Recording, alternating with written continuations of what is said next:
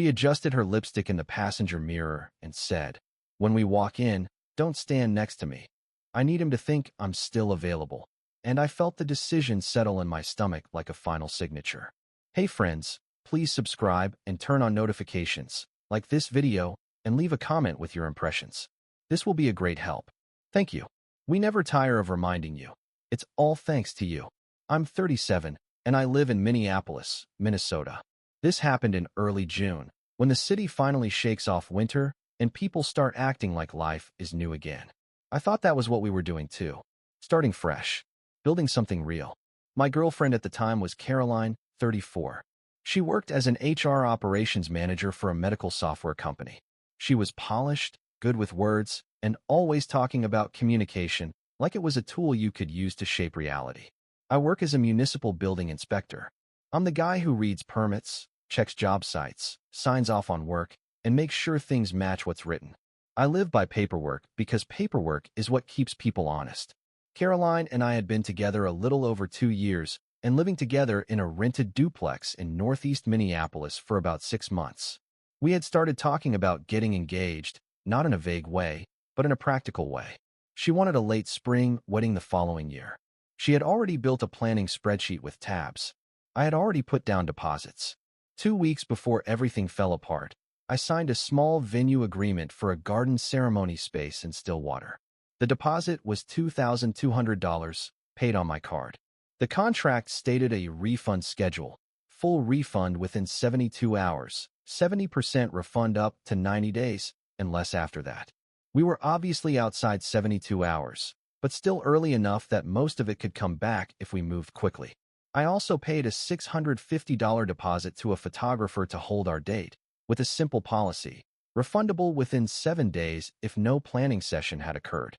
It was all above board, all in my email, and Caroline knew it.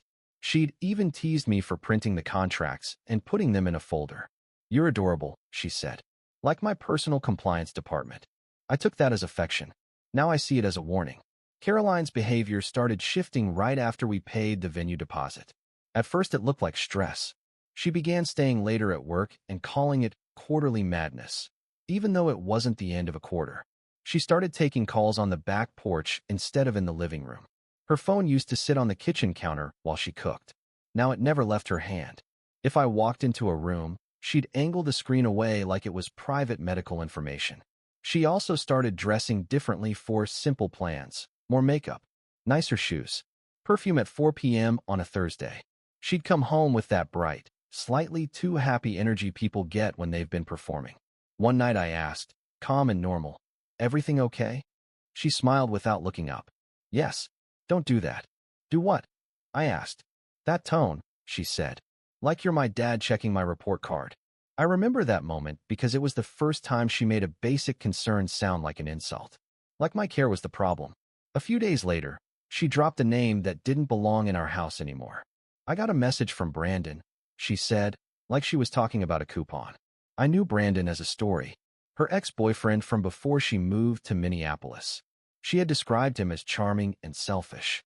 She said he always needed admiration. She said he made her feel like she had to compete for attention.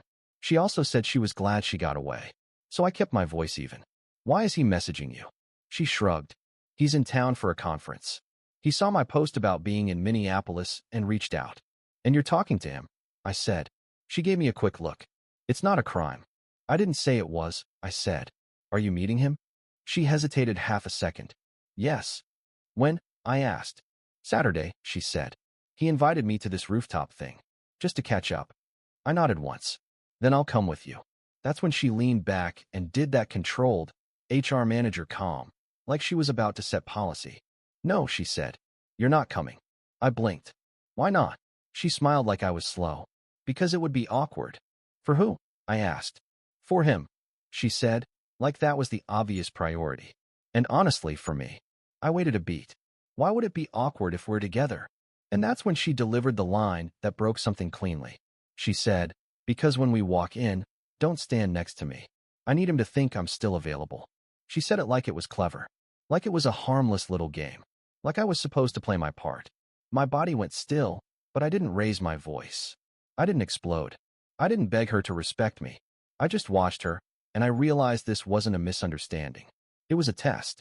She wanted to see if I'd swallow humiliation to keep the relationship. I kept my voice low. Caroline, that's not a boundary. That's disrespect. She rolled her eyes. You're being dramatic. It's one night. I'm not sleeping with him. I just want to feel, I don't know. Want it? I nodded slowly. And you want me to help you do that? She smirked. I want you to not make it weird. You always make things heavy when you don't like them. There it was. The power play. She framed my self-respect as a personality flaw. And in that moment, the inner switch flipped. Not anger. Clarity. Because we had deposits paid. Contracts signed. A future being built in writing. And she was asking me to stand off to the side while she advertised herself as available to another man. I didn't argue further. I simply said, all right. She looked relieved, like she'd won. Good. Thank you. That night, while she was in the shower, I sat at the kitchen table with my laptop and did what I do when something is real. I opened the venue contract email. Subject line, Stillwater Garden, booking confirmation. I read the cancellation section again. It listed a direct number for the coordinator and stated that cancellation must be submitted by the contract holder. My name was on it. I drafted an email. Hi, Elena. This is Matthew Greer, contract holder for 5/24 next year. I need to cancel the booking effective today. Please confirm the refund amount per the agreement and the timeline for processing back to the original card. Thank you. I sent it at 8:19 p.m.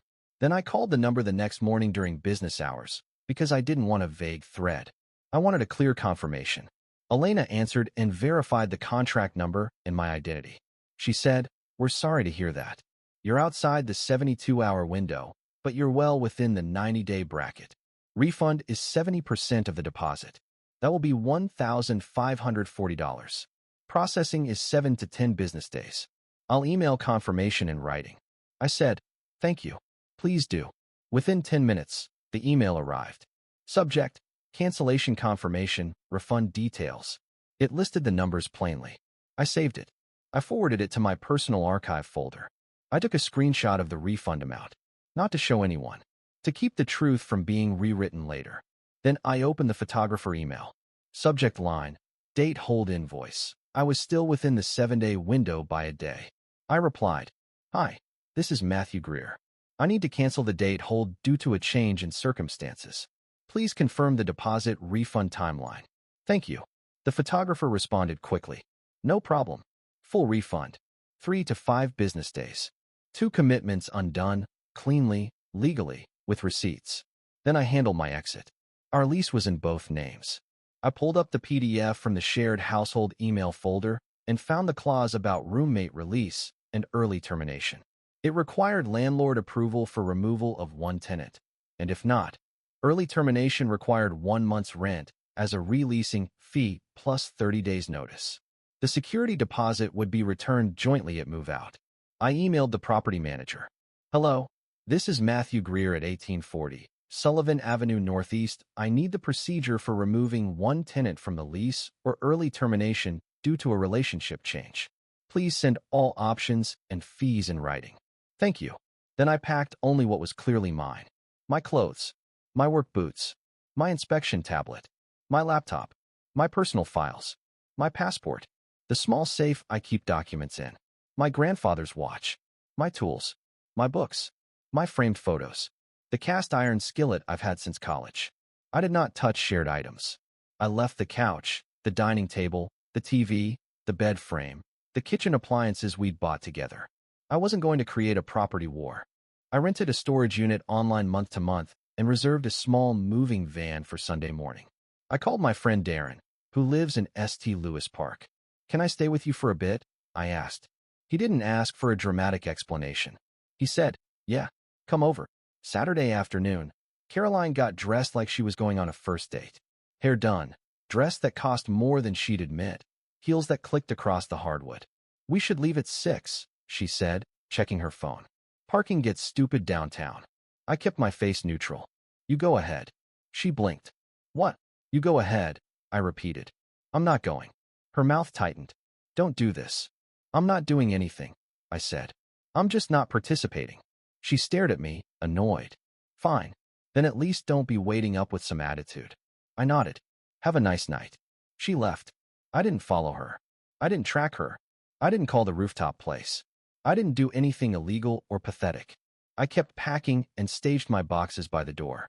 Around 6:58 p.m., the shared tablet on our kitchen counter lit up with a notification from the household email account we used for utilities and lease messages. Subject line: Reservation confirmed, North Loop Skyroom. It was addressed to Caroline, but it was sent to the shared inbox because she had used that email for reservations before. The confirmation included a note: Table for two. Request: corner booth. Corner booth. Not a casual group catch-up. Not a public, harmless moment. A corner booth for two. I took a screenshot and emailed it to myself. 10 minutes later, another notification popped up. Subject line: Payment receipt, North Loop Skyroom deposit. It showed a $150 reservation deposit, paid with her card, and listed the guest name field, Brandon S. Again, lawful receipt, delivered to a shared inbox on a shared device. No hacking, no snooping, just careless truth. I finished packing, locked the door, and drove to Darren's place for the night because I didn't want a confrontation at midnight. I wanted a clean morning. Sunday morning, I picked up the moving van at 8:05 a.m. I returned with Darren to help carry boxes. Caroline was home. Her car was in the driveway. She opened the door and immediately saw the van and the boxes. Her face tightened. Are you serious? I kept my voice low. I'm moving my things. She stepped forward. Because I went to dinner? I didn't debate. Because you told me to stand away from you so your ex would think you were available. She scoffed. I didn't mean it like that. I nodded once. You said it exactly like that. She glanced at the boxes and then at Darren like she wanted to claim I was being dramatic for having a witness. Darren didn't speak. He just stood there like a quiet wall, which was exactly what I needed. Caroline tried to steer it. Minimization. It was just catching up. Blame. You're insecure. Insults. You're cold. You're rigid. You always need to be right. Then tears, sudden and sharp. I can't believe you're leaving me over one sentence. I didn't raise my voice. I didn't call her names. I kept my lines short. I canceled the venue, I said. Her face changed instantly. What venue? The garden space, I said. Deposit refund is processing. She looked stunned. You were actually planning it. I nodded. Yes. Her voice went higher. You did that behind my back. I kept it factual. You made plans behind mine. She snapped. You went through my email. I shook my head once. The reservation confirmations came to the household inbox on the kitchen tablet. They popped up as notifications.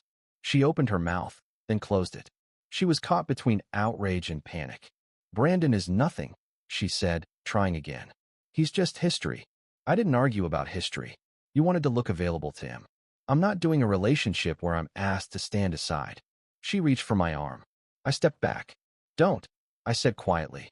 She stared at me like she wanted a big emotional scene she could use to paint herself as the victim. I didn't give it to her. I loaded my boxes. I took only my things. I left the house functional. I didn't take shared property. I didn't do petty damage. I left a short note on the counter when I finished. I've removed my personal property.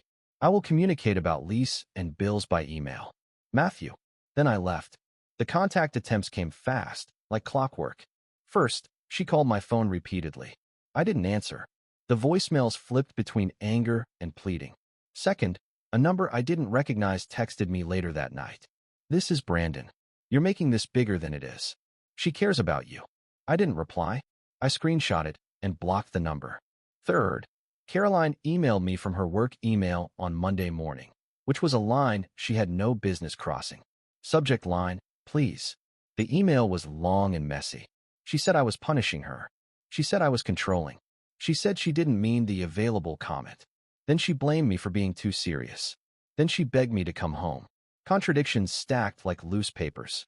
I replied with 2 sentences. I will only communicate about lease and shared bills. Please do not contact me through your workplace. Then her friend Kelsey tried to mediate. I got a message saying Caroline was devastated and I should at least talk. I responded once. Please stop contacting me. And I blocked. The property manager sent lease options in writing. Caroline could apply to take over the lease alone if she met income requirements. If not, early termination required a releasing fee and 30 days notice. Security deposit returned jointly. Caroline didn't qualify alone. And quiet karma showed up exactly how it usually does. Not through revenge. Through math and reality. She had been counting on my income for that duplex. She also had been counting on the wedding momentum to make her feel secure while she chased attention. When I stepped out, she had to face the actual numbers. She tried to keep the place, but she started juggling bills. She asked me to keep paying until she figured it out. I paid my portion through the end of the month, emailed proof, and told her I would not take on new shared expenses. I wasn't punishing her. I was following the contract and protecting my credit. Brandon also did what men like that tend to do when the game stops being flattering. He disappeared.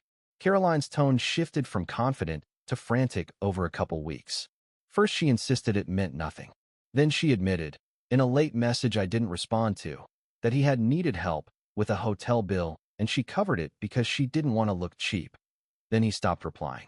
He had gotten what he wanted, attention, a little money, and the satisfaction of being chosen again.